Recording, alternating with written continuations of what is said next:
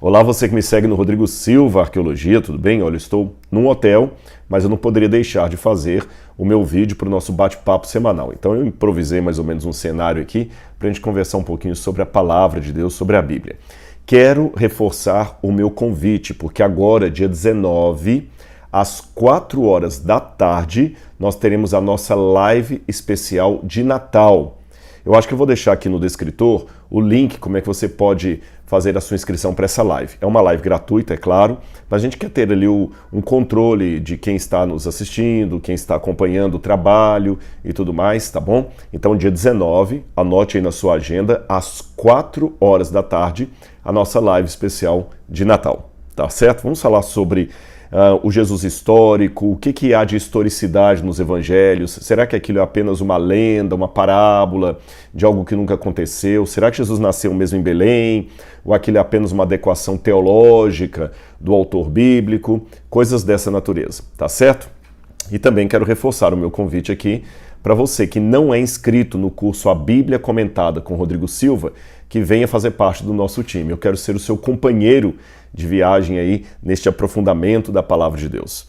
Muito bem, eu vou tratar desse assunto agora aqui sobre a imagem da besta e a ONU, porque mesmo que eu tenha dado uma resposta muito lacônica, foi numa caixinha de perguntas, a pergunta que mais se repetiu ali foi: escuta, e a imagem da besta que apareceu lá na ONU, o que você acha daquilo? E numa caixinha de perguntas você tem que responder em alguns segundos. E eu respondi que, de maneira categórica, não tem relação alguma. Mas eu percebi que muitas pessoas continuaram insistindo na pergunta: Rodrigo, como não pode ter nada a ver? Olha, eu admiro você, mas você não deu nenhum argumento, etc. Então, mesmo com o risco de ter perdido o time, porque já tem várias pessoas comentando sobre isso na internet, mas sabedor que você talvez esteja querendo saber também a minha opinião, ou pelo menos onde eu fundamento a minha opinião de que uma coisa não tem nada a ver com a outra, eu resolvi fazer o vídeo de hoje aí sobre essa temática, tá bom? Então vamos lá. Vamos entender um pouquinho algumas coisas com relação àquela imagem que foi colocada lá na ONU. Se eu não me engano, foi um casal de artesãos mexicanos que fez uma típica imagem que eles chamam em espanhol de alebrije. Eu procurei no dicionário e alebrije não tem significado nenhum específico em espanhol. Alebrije é uma história, ou pelo menos é uma forma simbólica que um místico, não sei nem se eu poderia chamá-lo de místico, chamado Pedro Linhares de López, um mexicano, que ele morreu em 1992, inclusive. Ele teve um sonho onde ele viu várias criaturas místicas ali da floresta, híbridas, e no sonho dele uma voz ficava sempre repetindo: alebrije, alebrije, alebrije. Então ele começou a dar origem a esse tipo de imagens híbridas. Parece um pouco com aquelas quimeras da mitologia grega, que eram imagens mescladas às vezes de humanos com animais, às vezes vários animais.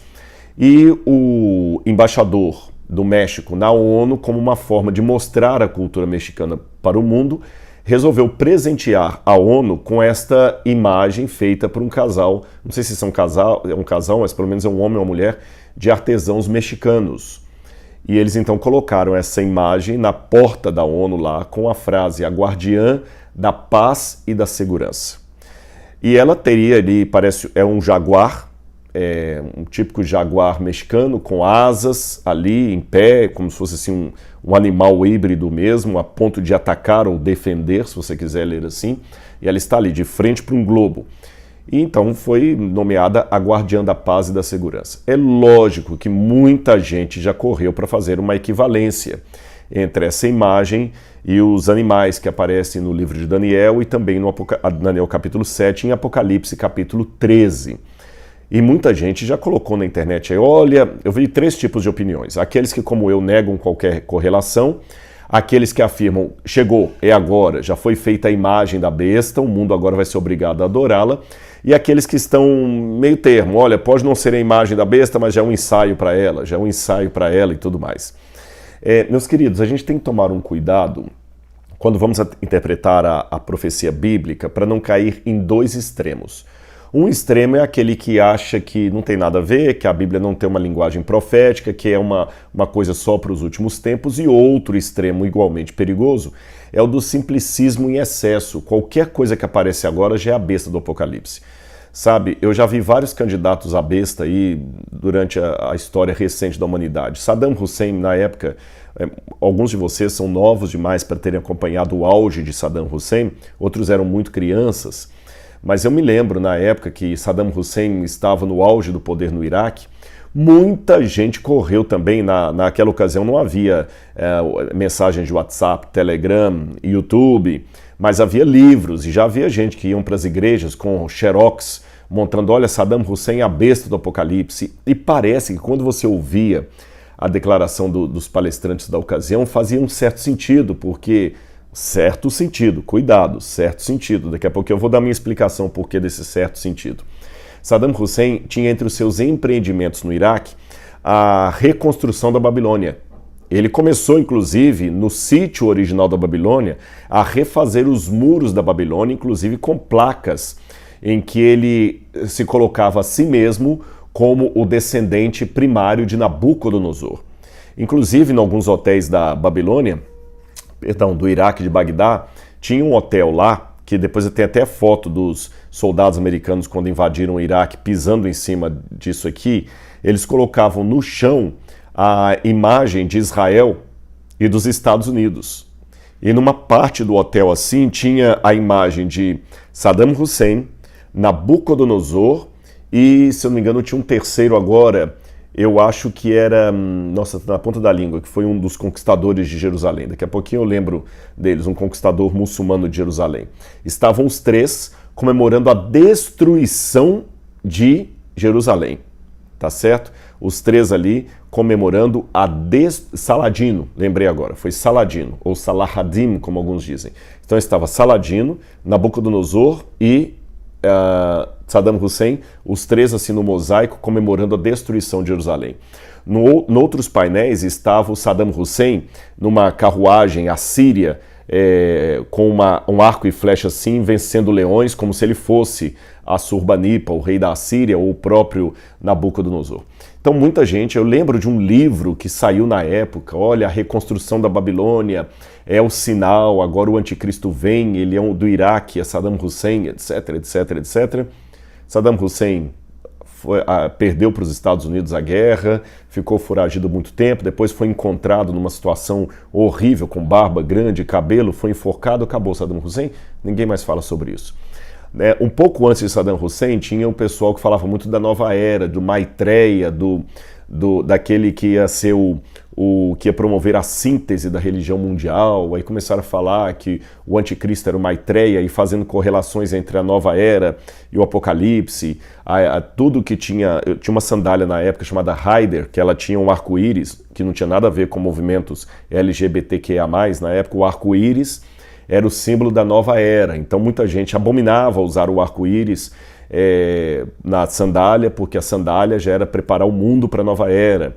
Havia um pote de margarina também que tinha um arco-íris, também não podia comer aquela margarina, não por questões de saúde, mas porque ali estava o pote da nova era. Tinha os ursinhos carinhosos, que era o desenho animado, que tinha boneco também para as crianças, e ele tinha no bumbum assim alguns símbolos. Uns tinham um coração, outros tinham um beijinho, outro tinha o arco-íris. Olha, nova era. Então o pessoal via nova era em tudo. Passou a onda, não virou nada. Num tempo relativamente recente, houve alguns que começaram a falar que o anticristo era Emmanuel Macron, o presidente da França, que Macron ia ser aquele que ia unificar a Europa. Passou. Então o que acontece? Existe muito uma exegese de jornal, que as pessoas ficam muito assim, vem o jornal, o periódico, a revista, e já, isso aqui é a nova era, é o anticristo, é o anticristo, é o anticristo. A gente tem que cuidar com isso, irmãos. A profecia bíblica não pode ser como as centúrias de Nostradamus, coisas abstratas que você pode colocar qualquer coisa ali. Ou, como eu falo numa comparação em sala de aula, não podem ser como música de amor quando você está na fossa, que qualquer canção de Roberto Carlos parece ter sido feita para você. A profecia bíblica ela tem que ser assertiva. A profecia bíblica não é algo genérico do tipo, esse ano morrerá alguém famoso no Brasil. E aí quando morre alguém famoso, ó, cumpriu a profecia. Olha, eu estou vendo uma tragédia aérea, um avião caindo e matando todo mundo. Aí cai um avião lá na Malásia, é o cumprimento. Profecia bíblica não pode cair nessa forma simplista. E como é que a gente faz para poder não tornar, por um lado, a profecia bíblica uma panaceia para todos os males, que qualquer coisa está cumprindo, criando falso alarme, que depois não vira nada, como esses exemplos que eu dei de Saddam Hussein, Macron e Nova Era. E por outro lado também, como é que eu não caio na negação do espírito profético da Bíblia Sagrada. Então tem algumas ferramentas de exegese que eu vou dar para vocês aqui de maneira bem simples, para não tornar esse vídeo muito delongado. A primeira pergunta que eu tenho que fazer é o seguinte: João escreveu o Apocalipse no primeiro século.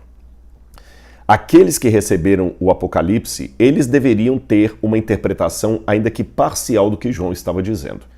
Eles não tinham todo o cenário, porque a profecia não tinha se cumprido ainda, mas João escreveu dentro de um contexto, de uma cultura, com exemplos próprios da época. Então eu ganho muito se eu estudar o contexto em volta do apóstolo João. Por exemplo, se João escrevesse o Apocalipse hoje, com linguagem simbólica, Deus certamente revelaria para João elementos simbólicos que teriam um caráter didático, para que qualquer leitor de hoje pudesse entender. Por exemplo, se João hoje, escrevendo hoje, no século XXI, visse uma guerra, e em meio à guerra uma bandeira branca ensanguentada sendo balançada e uma pomba branca voando, qualquer um de nós que vivemos hoje saberíamos que ali está um símbolo da paz. Tá certo? Agora, daqui a 2000 anos, pessoas que terão outros símbolos talvez precisarão ter um conhecimento do nosso contexto aqui para entender a simbologia do Apocalipse. Por que ele viu como símbolo da paz uma pomba branca e não um raio cósmico caindo do céu? Por que foi uma pomba branca e não uma galinha marrom? É porque a pomba branca é o símbolo que hoje nós temos da paz. Então Deus parte sempre, eu vejo isso na Bíblia direto, Deus parte do conhecido para o desconhecido, da cultura local para algo supremo que Deus quer mostrar. Ou seja, a Bíblia não é um livro que depende da cultura local, ela não é um plágio da cultura pagã, mas ela também não é uma bolha em meio ao contexto histórico. A Bíblia dialoga com o contexto histórico. Nós chamamos isso de intertextualidade. O diálogo entre o texto e o contexto, ou entre a Bíblia e a própria Bíblia. Então é bom você olhar o Apocalipse à luz, em primeiro lugar, do próprio Apocalipse, da Bíblia como um todo e do contexto histórico que circundou o apóstolo João. Outra dica que eu dou para a gente examinar isto é ver como que os primeiros cristãos entenderam aquela passagem, aquela profecia, como ela foi entendida ao longo dos tempos. Porque me chama a atenção que existe mais ou menos uma linha tênue, uma linha mais ou menos homogênea que vai passando ao longo dos séculos. Então eu desconfio sempre de algumas interpretações modernas que não têm eco nenhum ao longo da história. É lógico, nós que vivemos a posteriori podemos desvendar com mais detalhe e clareza alguns aspectos da profecia do que o próprio profeta. Por exemplo, o apóstolo Jesus. Eu vou dar um exemplo para vocês. Jesus, ao citar Daniel, ele fala o seguinte: quando vocês virem o abominável da desolação de que falou o profeta Daniel no lugar santo, aqueles que estiverem na Judeia fujam para os montes, e cada um saia, porque Jerusalém será destruída pelos romanos. Veja, Daniel não sabia nada de Roma, porque Roma nem existia na época de Daniel. Daniel sabia de um reino futuro que ia vir, que tinha grande fúria e que estabeleceram o abominável da desolação. Mas ele não sabia o nome desse reino. Ele podia falar da Pérsia, da Grécia e da Babilônia. Mas Roma, ele não sabia o nome, ele só sabia que ia vir. Jesus deu o nome, qual era o reino. O apóstolo Paulo, quando faz algumas análises sobre os profetas do Antigo Testamento, ele estava com um conhecimento maior do que o próprio profeta, porque o profeta viu assim, em forma futurística. Virá um grande destruidor que fará grande perseguição ao povo de Deus. Isso é o que o profeta sabe. Quem vive depois daquilo pode falar o seguinte: olha, ele estava falando justamente do império tal que fez tal coisa. Alguns fizeram isso de maneira inspirada, como foram os autores do Novo Testamento, outros através da iluminação que são os cristãos ao longo do tempo. Tá certo? Agora vamos lá. Quando a gente analisa o Apocalipse vamos começar pelo processo histórico. Eu vou dar um resumo para vocês como é que Apocalipse 13, falando da besta e da imagem da besta, foi entendido ao longo dos séculos. O mais antigo comentarista que nós temos de Apocalipse capítulo 13 foi Irineu de Lyon. A minha dissertação de mestrado foi sobre Irineu de Lyon. Irineu de Lyon viveu no 2º século depois de Cristo. Ele era discípulo de Policarpo, que por sua vez era discípulo do apóstolo João. Então, embora Irineu de Lyon não conheceu João, ele conheceu Policarpo, que contava coisas e ensinos de João. Então, quando eu estudo os textos de Irineu de Lyon, eu tenho uma boa ideia do que João dizia, porque ele estava muito próximo da fonte apostólica. Eu estou 2000 anos afastado do apóstolo João. Irineu de Lyon estava apenas há 70 anos afastado do apóstolo João. Vocês entendem? Então, ali mais ou menos no ano 177, 160, 167, 177 depois de Cristo, ele escreve a sua Opus Magnum, que há diversos héreses, a contra-heresias. E ele fala de algumas interpretações. Irineu me mostra que naquela época o pessoal já entendia que o anticristo de Apocalipse capítulo 13 tinha alguma coisa a ver com Roma e com provavelmente um judeu que viria da tribo de Dan. E Irineu de Lyon entendia que a imagem da besta seria erguida em Jerusalém. Em Jerusalém. Então Irineu de Lyon sabia que a besta do Apocalipse era um judeu que iria negar a Cristo e iria vir da tribo de Dan, por isso que a tribo de Dan não é mencionada em Apocalipse capítulo 7, e que ele se uniria com Roma para erguer uma imagem, que Irineu não dá detalhes sobre essa imagem, e se opor ao povo de Deus. Depois de Irineu, você tem Vitorino de Petru, que também fez uma... Aliás, antes de Vitorino, você tem Hipólito, que escreveu também um comentário sobre Daniel, lá pelo ano 250. E Hipólito tem algumas semelhanças e algumas divergências com Irineu. Hipólito também fala que a imagem da besta seria alguma coisa ligada a um judeu apóstata, que entraria no cristianismo, macularia as verdades cristãs e pegaria sua força a partir do Império Romano, que era a besta do Apocalipse. Depois você tem esse Vitorino de Petru, que é um outro autor muito antigo, que ele também fala disso, e ele dá esse detalhe a mais, que haveria algo como uma apostasia cristã da fé. Aí ele já acrescenta algo. Os cristãos irão sair da fé, eles irão renunciar à fé dos apóstolos. Depois, lá pelo século XIII, você já tem um escritor católico, aí nós já estamos no catolicismo. Aliás, antes disso, eu estou indo na linha do tempo aqui, eu falei de Irineu de Lyon, eu falei de Hipólito, eu falei de Vitorino de Petru. Agora eu tenho que falar também no IV século ali, de autores como Clemente, Tertuliano, Clemente está um pouquinho antes, Tertuliano, Agostinho de Hipona. É interessante que Agostinho de Hipona, Tertuliano, eles já viveram na época da ascensão romana. E aqui tem um detalhe importante que eu esqueci de mencionar dos autores anteriores. Tanto Irineu como Vitorino e Hipólito diziam que o anticristo só iria se manifestar depois que Roma fosse dividida em 10 reinos. Bom, Agostinho de Hipona, no livro Cidade de Deus, ele escreveu depois que Roma caiu e os bárbaros chegaram. E depois também da conversão de Constantino, que foi no IV século. Então Irineu de Lyon começa a dizer o seguinte, que o anticristo iria se manifestar, mas não necessariamente em Jerusalém, que o anticristo seria um líder cristão que tiraria a igreja do caminho dos apóstolos. Tá certo? Não um líder judeu, mas um líder cristão. Essa ênfase vai ser retomada no século XIII, aí já estou na Idade Média, no auge da Idade Média. Na verdade, Irineu também já está na Idade Média, mas aí você tem um autor, Joaquim de Fiore, que os livros dele foram muito preservados pelos franciscanos. E Joaquim de Fiore foi audacioso. Ele diz que o anticristo seria um papa que subiria ao poder e negaria a fé apostólica recebida através de Pedro.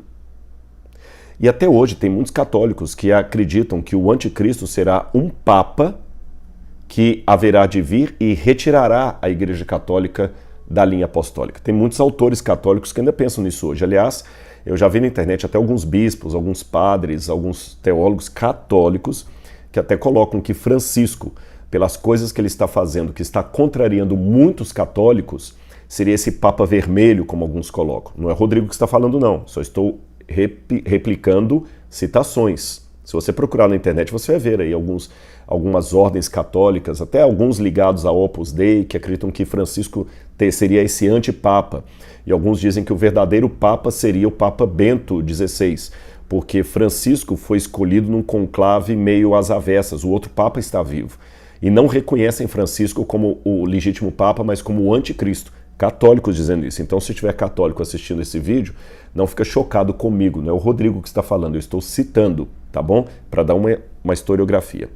Vamos então ao século XVI. Quando surge a Reforma Protestante, é lógico que Calvino, Lutero e tudo mais vão retomar aquelas ideias de Joaquim de Fiori e vão dizer que o anticristo não é um papa, mas o papado em si. Nota, Joaquim de Fiori colocava um papa. Os primeiros autores protestantes, Calvino, Lutero, Zwinglio, vão falar de papado, toda a extensão dos papas. Aí depois, mais para frente, você vai ter dois autores católicos que vão colocar aí sim uma novidade.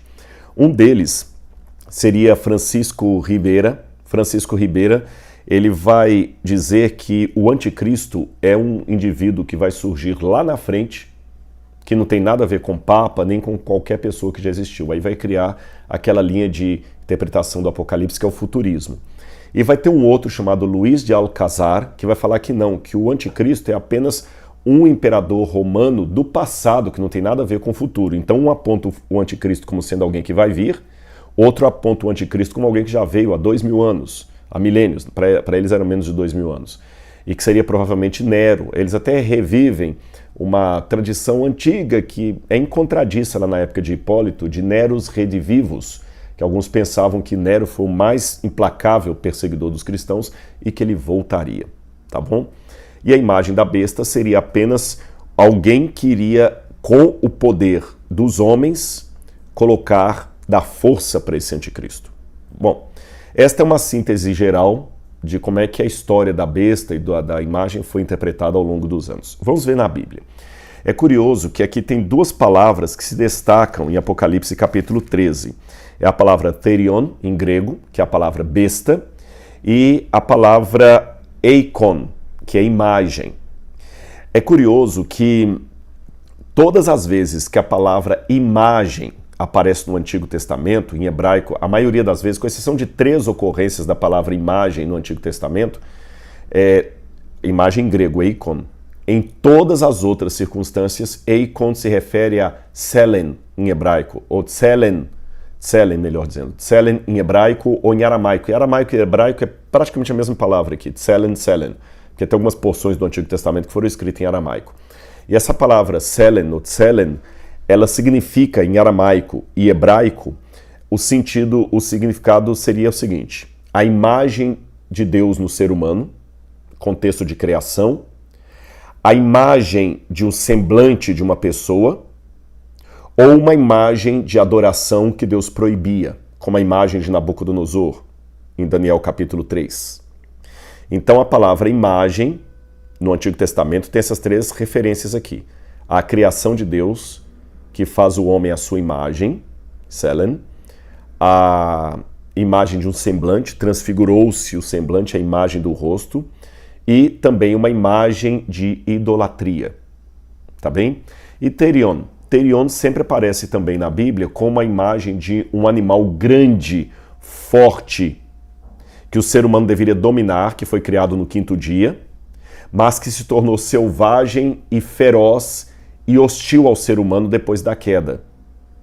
Então, therion pode ser tanto uma besta de carga que foi domesticada, que foi como um cavalo domado, ou pode ser um monstro qualquer.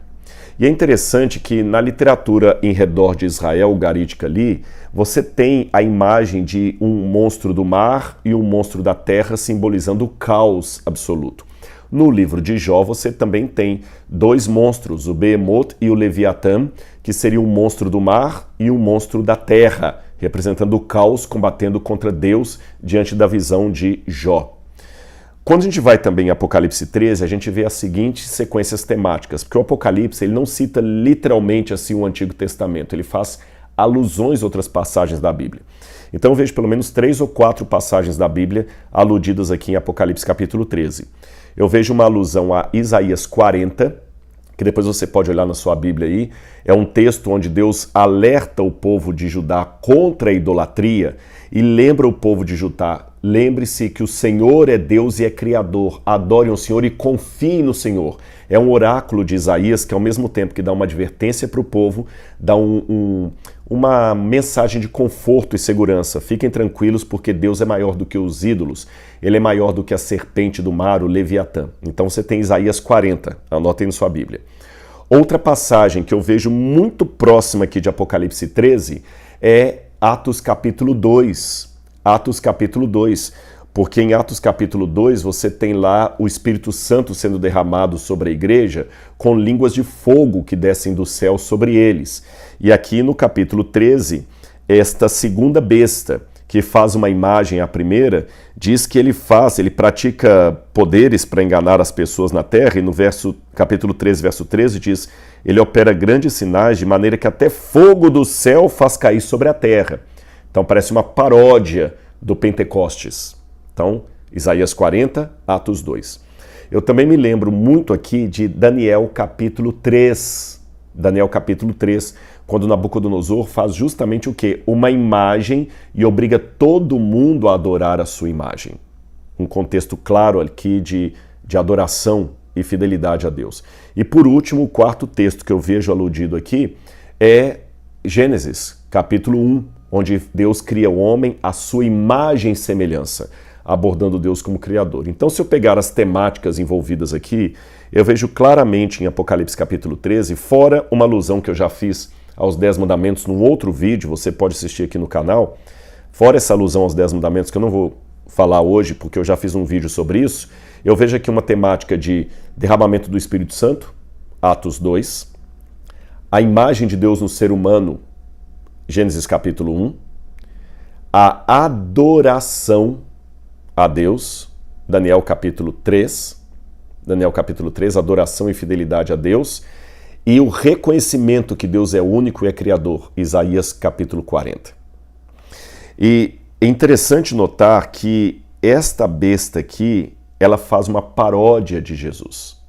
Uma paródia de Jesus. Então, o que seria a primeira besta? Bom, se eu pegar ao longo da história do cristianismo, desde Irineu de Lyon, desde os oráculos sibilinos, desde a literatura judaica do tempo de Jesus, que não foi para a Bíblia, por exemplo, o livro de Esdras, o oráculo sibilino, que eu já falei para vocês aqui, Esdras 4 e outros mais, eles são unânimes em dizer que esse monstro aqui é Roma. Roma na sua fase pagã, e que voltaria no futuro numa forma mais piedosa ou cristã. Por isso que muitos interpretaram como sendo uma Roma papal, o monstro que sobe da terra. Por isso que alguns falaram assim, é Nero, mas Nero vai voltar, o Nero, o rei de vivos. Como é que Nero vai voltar? Nero vai voltar numa outra roupagem, não é que Nero vai reencarnar. Seria mais ou menos o seguinte, lembra que João Batista pregava no espírito de Elias, por isso que ele se vestia como Elias, fazia uma mensagem de advertência semelhante a Elias? Da mesma maneira, aqui, esse anticristo, essa besta de Apocalipse 13, é Roma que voltará ao poder. Então o anticristo, para mim, ele não vem da China, não vem de Israel, não vem da Rússia, ele vem da Europa, de Roma. Tá certo?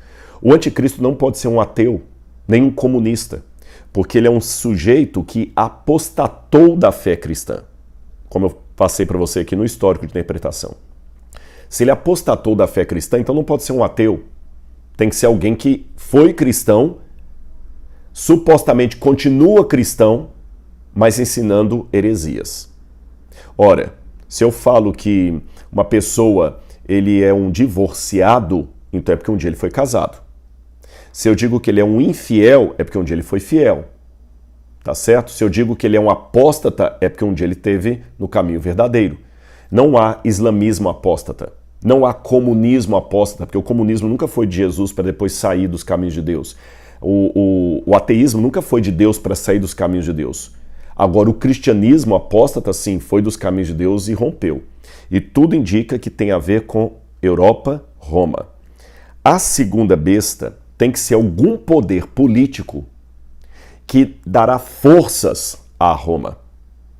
E esse poder político, ao dar forças a Roma, fará no mundo algo similar ao que Nabucodonosor fez em Daniel capítulo 3.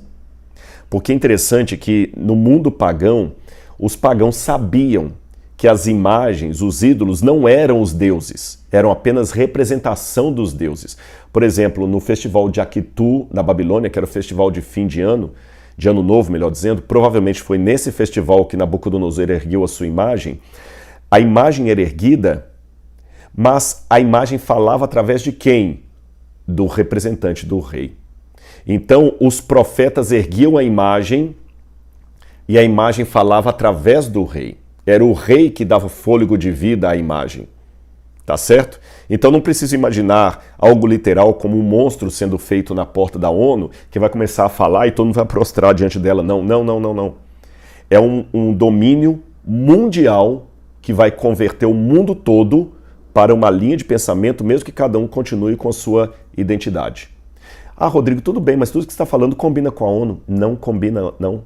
A ONU já se mostrou fracassada em resolver muitos problemas mundiais. A ONU hoje não tem moral nenhuma para resolver os problemas no Oriente, da crise no Oriente Médio.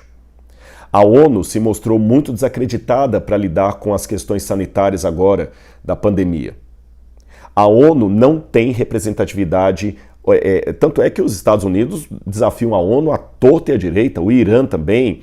A ONU hoje é uma coisa simbólica, mas a ONU é um fracasso. Ela não é um poder mundial com essa força que muita gente imagina.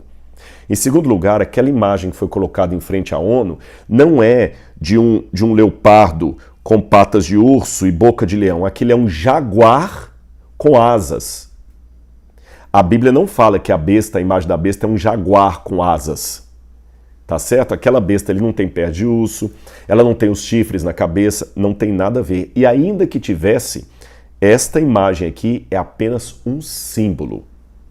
Tá certo? Um símbolo de poder. Então, minha dica para vocês é o seguinte: prestem atenção que nós estamos aos poucos revivendo uma ressurreição do poder de Roma, apoiado por outro poder mundial, que esses sim vão fazer uma aliança para criar um governo único no mundo.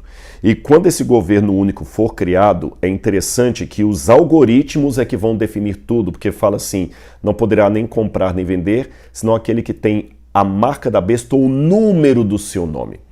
Então, quando alguns começam a falar que os algoritmos vão não apenas prever a nossa decisão, mas também direcioná-la, aí eu começo a ficar atento. Lembra aquele documentário Dilema das Redes? Então tem que ficar atento a essas coisas. E caiam os céus, eu tenho que continuar firme diante da palavra de Deus. Eu termino o meu comentário aqui apenas com uma coisa. É interessante que a besta faz com que o sinal seja dado na testa ou na mão direita. Você já viu que em Israel, os judeus, quando estão orando, eles colocam uma caixinha preta na testa e amarram aqui na mão uma outra coisa e ficam fazendo oração? Sabe o que é aquilo? É um resumo da lei de Deus, do Shema Israel, Adonai Eloheinu, Adonai Echad. Ouve, ó Israel, o Senhor teu Deus é único, o Senhor teu Deus, o Senhor nosso Deus. Ou seja, no Antigo Testamento, em Levítico, você vê que ali Deus deu uma ordem, em Deuteronômio, para que o povo de Israel resumisse os mandamentos e os escrevesse e colocasse por frontal entre os olhos e na mão. Tá certo? Ou seja, as atividades, as ações e o pensamento, colocando Deus e sua lei em primeiro lugar. Aqui eu tenho uma paródia. Eu tenho um poder político religioso que, de igual modo, coloca uma lei na mente e na mão das pessoas. Então estude a palavra de Deus. Cuidado com, por um lado, os sensacionalismos que não têm nenhum valor hermenêutico, fica colocando símbolo apocalíptico em qualquer coisa, e por outro lado aqueles que negam a eficácia profética da Bíblia Sagrada, achando que tudo é apenas conto da carochinha. Eu espero ter esclarecido esse ponto para você E aqui foi apenas um vislumbre que eu dei, porque a gente precisaria de mais tempo para estudar. Aliás, eu exploro com mais detalhes, muito mais detalhes esse material, numa série que eu fiz sobre Apocalipse, no programa Evidências, que você pode acompanhar lá no canal Evidências NT. Que Deus abençoe você, muito obrigado, e vamos continuar estudando a Bíblia. E não se esqueça, dia 19, às 16 horas, eu aguardo você para a nossa live especial de Natal sobre o nascimento de Jesus.